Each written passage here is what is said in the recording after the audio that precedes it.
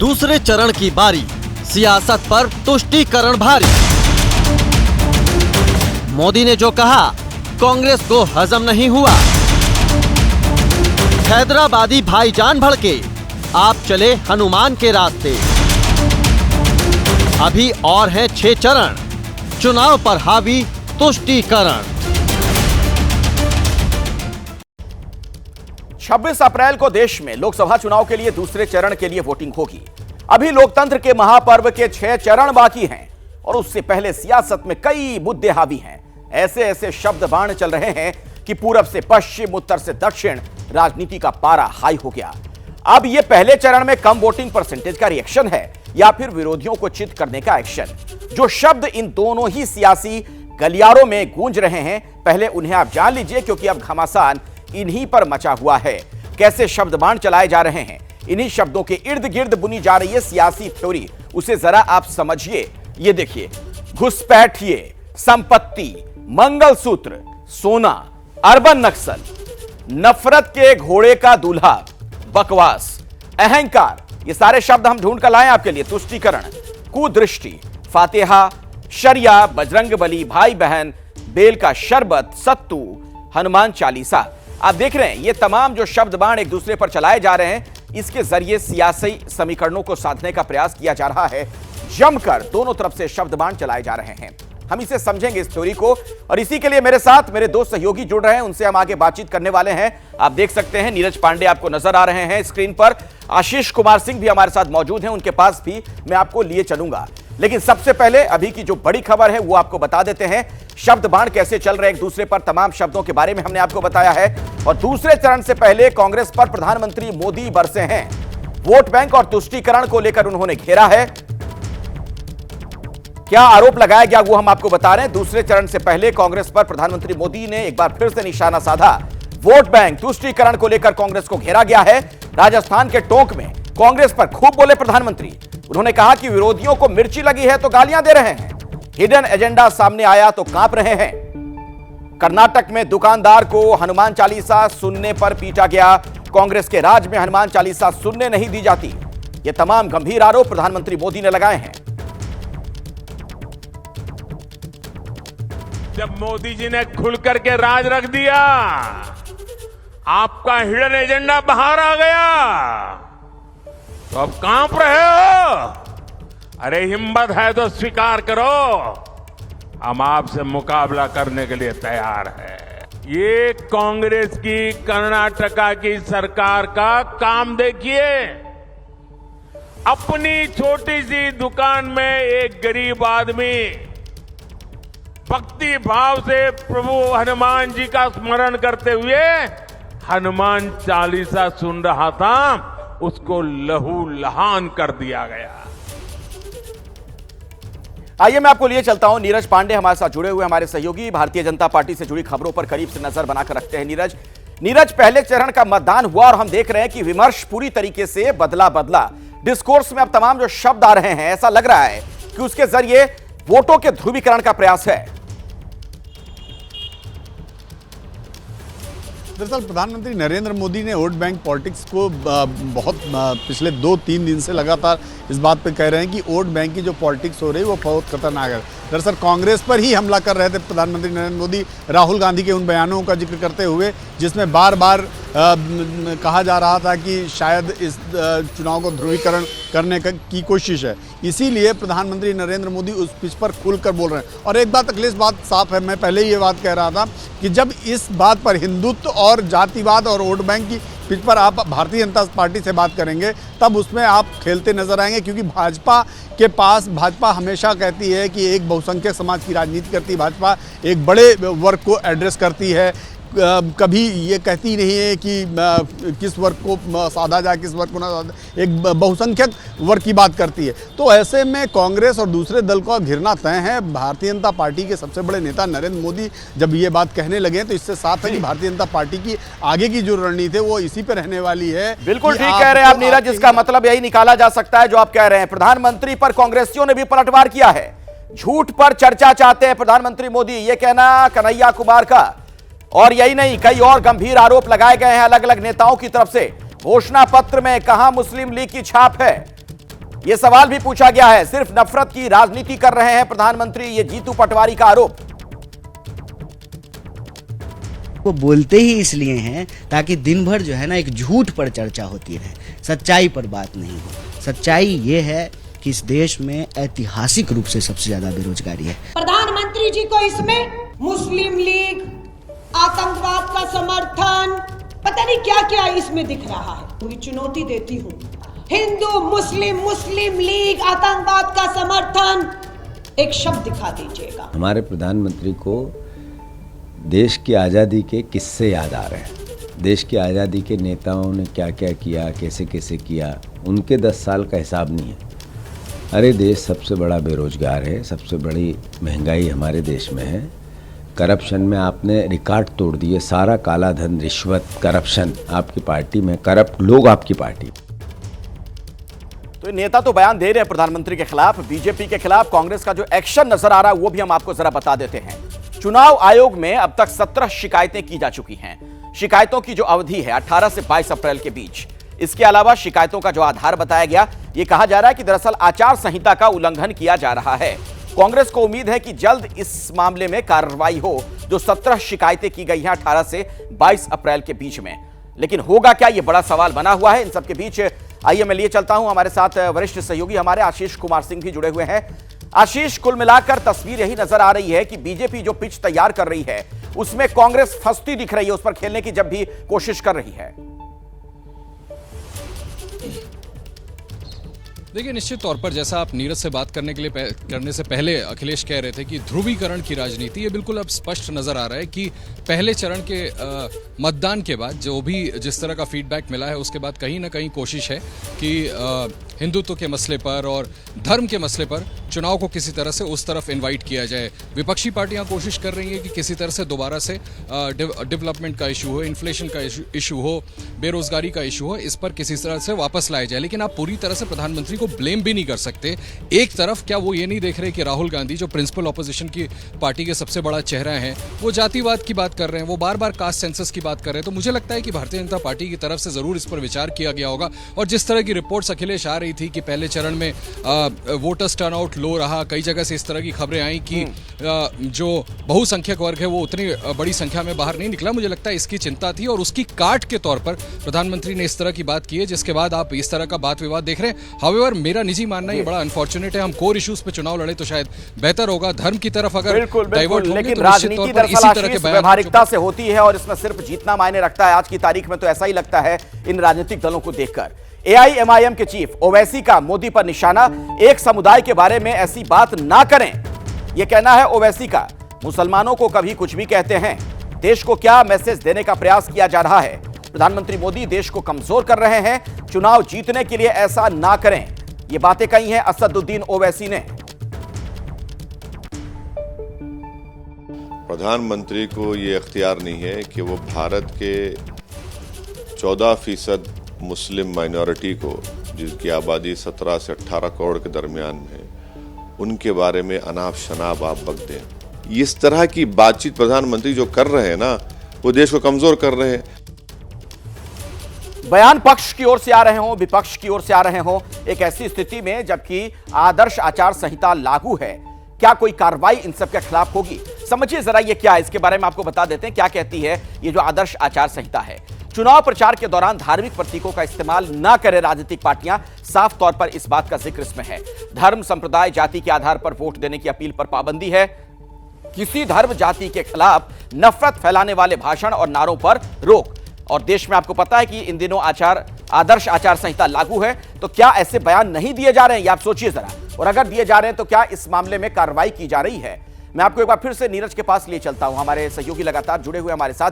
कुल मिलाकर बात वही नीरज नजर आती है।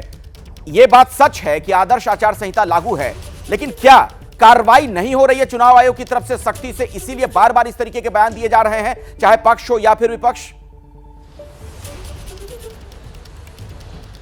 देखिए, कहीं ना कहीं जो बयानबाजी है वो दायरे में रह के की जा रही है। निश्चित रूप में वोट बैंक पॉलिटिक्स और दूसरे मुद्दों पर प्रधानमंत्री नरेंद्र मोदी भी बात रख रहे हैं, विपक्ष की लोग भी रख रहे हैं, लेकिन सीधे तौर पर अगर बयानों को देखें तो इस बात का ये कटाक्ष है दूसरे, जैसे मनमोहन सिंह के बयान को कोट करते हुए या कांग्रेस के बयान को कोट करते हुए प्रधानमंत्री ने बात कही, यानी कि वो विपक्ष पर हमला कर रहे थे, ना कि सीधे सीधे धर्म पर या सीधे सीधे एक धर्म से अपील कर रहे हैं वोट देने के लिए। एक धर्म का विषय नहीं है, ये एक पॉलिटिकल पार्टी का स्टेटमेंट का जवाब है। तो पॉलिटिकल पार्टी जब कोई बात कहती है उसका जवाब कोई भी नेता किसी भी मंच से दे सकता है। तो इस पर शिकायत भी हो चुकी है इलेक्शन कमीशन में। अगर इलेक्शन कमीशन को लगेगा कि उनका बयान कहीं ना कहीं संवैधानिक दायरे से बाहर है या मॉडल कोड ऑफ कंडक्ट का उल्लंघन है तो कार्रवाई होगी। लेकिन फिलहाल मुझे ऐसा लगता है कि प्रधानमंत्री नरेंद्र मोदी ने जो बातें कही हैं वो कहीं ना कहीं कांग्रेस के उन बयानों का जवाब है जो पहले दिए जा चुके हैं। तो इस तरह से जो इलेक्शन कमीशन का जो नियम है उसको वायलेट नहीं करता, पहली चीज़। दूसरी चीज़ ये अखिलेश यहाँ पर समझनी बहुत ज़रूरी है कि चुनाव है, चुनाव मुद्दों पर लड़ा जाता है और इस समय मुद्दे क्या हैं? मुद्दे डेवलपमेंट, जैसा आशीष ने कहा कि डेवलपमेंट और दूसरे जो कोर इश्यूज है वो तो हैं ही, लेकिन चुनाव हमेशा परसेप्शन से लड़ा जाता है और परसेप्शन भारतीय जनता पार्टी ये बनाने में लगी है कि कहीं ना कहीं कांग्रेस और विपक्ष यानी कि इंडिया गठबंधन एक खास वर्ग को साधने की पूरी कवायद कर रहा है। कुल मिलाकर बात वही है नीरज की मुद्दे जो हैं वो गौण होते हुए नजर आ रहे हैं, शब्द बाण बहुत आगे निकल चुके हैं। मनमोहन सिंह का एक पुराना बयान भी इन दिनों सुर्खियों में है।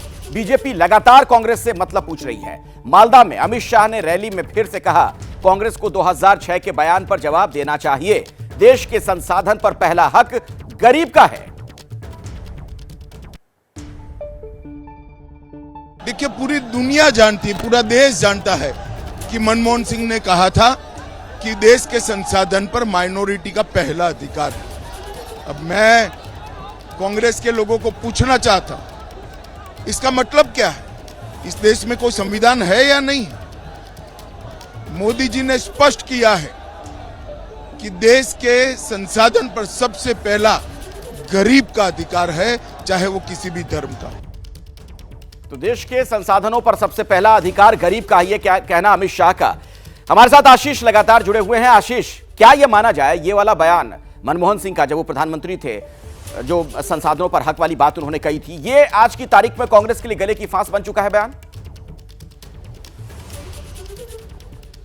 निश्चित तौर पर जब प्रधानमंत्री मोदी अपने स्तर पर हाईएस्ट ऑर्डर पर इस बयान को रेफर करेंगे तो निश्चित तौर पर कांग्रेस के लिए मुश्किल होंगी, क्योंकि जिस तरह से ये बयान पेश किया जा रहा है उससे कांग्रेस को कटघरे में खड़ा करने की कोशिश की जा रही है। कांग्रेस का जो पूरा बैटरी ऑफ सोशल मीडिया आप देखिए वो इस बात को स्पष्ट करने में लगा हुआ है, इसको क्लैरिफाई करने में कि जिस तरह से चीज़ को पेश किया जा रहा है, असल में डॉक्टर मनमोहन सिंह ने वैसे ये बात नहीं कही थी। उन्होंने अल्पसंख्यक समुदाय और जो डाउन ट्रॉडन लोग हैं उन लोगों तक रिसोर्सेज पहुंचाने की बात कही थी। इसको जस्टिफाई करने की कोशिश कांग्रेस की तरफ से की जा रही है। निश्चित तौर पर अखिलेश, मुझे ऐसा लगता है कि भारतीय जनता पार्टी अच्छी तरह से जानती है कि उनसे ज्यादा, नीरज बिल्कुल ठीक कह रहे थे कि अगर हिंदुत्व की पॉलिटिक्स को हम देखें तो वो चैंपियन है, उनको आप इसमें बीट नहीं कर सकते। और मुझे लगता है, फिर से मैं रिपीट करना चाहूंगा, पहले चरण के चुनाव के बाद, मतदान के बाद कहीं ना कहीं कोई फीडबैक ऐसा है जिसके बाद कहीं ये रियलाइजेशन होगा कि संभव है कि अब इन इश्यूज पे वापस जाना पड़ेगा दोबारा से अच्छी परफॉर्मेंस चुनाव में देने के लिए। शायद यही वजह है। लेकिन एक बात और मैं कह दूं, देखिए, आप एक तरफ अगर बीजेपी कोशिश कर रही है हिंदू वोट बैंक को इंटैक्ट रखने का, तो दूसरी तरफ विपक्ष कोशिश कर रहा है कि मुस्लिम वोट बैंक को वो इंटैक्ट रखे। तो कुल मिलाकर तस्वीर आशीष यही है कि सारा खेल वोट का नजर आ रहा है। ज्यादा से ज्यादा सीटें कैसे हासिल हो, इसी प्रयास में हर राजनीतिक दल। कांग्रेस के मैनिफेस्टो पर बीजेपी का नया तर्क।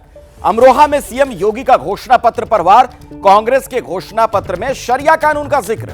योगी ने पूछा, देश संविधान से चलेगा या शरीयत से? अमरोहा में सीएम योगी ने घोषणा पत्र पर यह वार किया है कांग्रेस पर। घोषणा पत्र को आप देखेंगे क्या कहते हैं? कहते हैं देश हमारी अगर सरकार बनी तो हम शरिया कानून लागू कर देंगे। आप बताओ, ये देश बाबा साहब भीमराव अम्बेडकर के द्वारा बनाए गए संविधान से चलेगा या किसी शरीयत से चलेगा? मेरठ में मायावती ने भी धार्मिक कार्ड खेला है। उन्होंने कहा कि मुस्लिमों का द्वेष की भावना से शोषण हुआ, हिंदुत्व और धर्म की आड़ में हुआ शोषण। विरोधी पार्टियां कई हथकंडे अपना रही हैं। लोगों का घोषणा पत्र से विश्वास उठ गया। मेरठ में ये तमाम बातें मायावती ने कही हैं। धर्म की भी आड़ में पिछले कुछ वर्षों से खासकर मुस्लिम समाज के लोगों का द्वेष की भावना से जो इनका काफ़ी ज़्यादा शोषण। आइए सीधे मैं आपको लिए चलता हूं, नीरज पांडे हमारे साथ जुड़े हुए हैं इसी खबर पर और ज्यादा जानकारी आप तक को पहुंचाएंगे। नीरज, मायावती जो बातें अभी कह रही हैं, मेरठ में जो उनका बयान सामने आया है, उसका क्या मतलब निकाला जाए? देखिए, मैं पहले भी अखिलेश कह चुका हूं कि जब भी कोई पॉलिटिकल पार्टी धर्म की आड़ पे या धार्मिक विषय पर बात करेगी, वो ट्रैप में फंस जाएगी। मायावती भी उससे अछूती नहीं।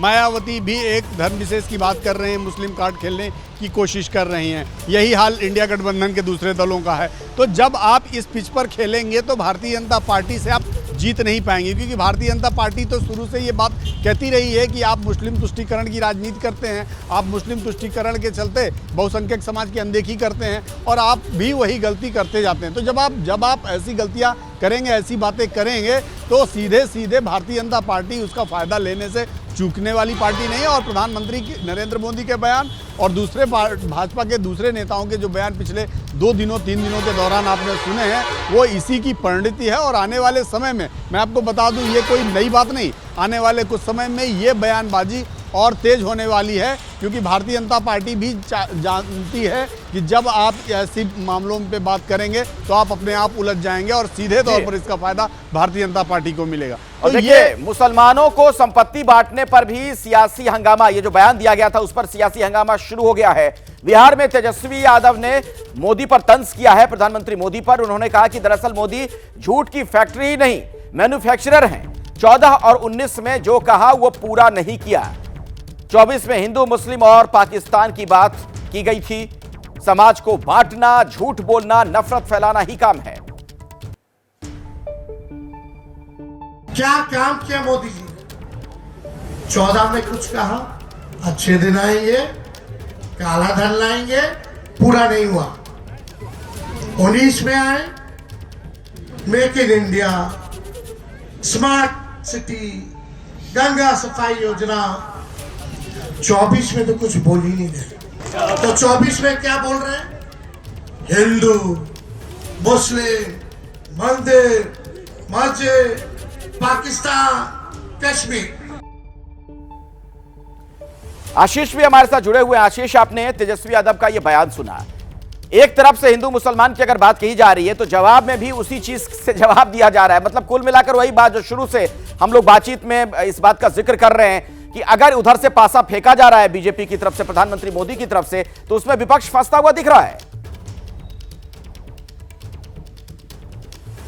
देखिए, रिटेलिएट तो कम से कम कर रहा है, फंस रहा है नहीं फंस रहा है तो वोटर्स तय करेंगे। चिदम्बरम भी अगर सीएए को विड्रॉ करने की बात करेंगे तो निश्चित तौर पर रिटेलिएशन, काउंटर रिटेलिएशन इसी स्तर का होगा जो मैं आपसे पहले कह रहा था। ये कोई हेल्दी ट्रेंड नहीं है चुनाव के लिए। मायावती का आप जिक्र कर रहे थे, मायावती चुनावी जमीन तलाश रही हैं।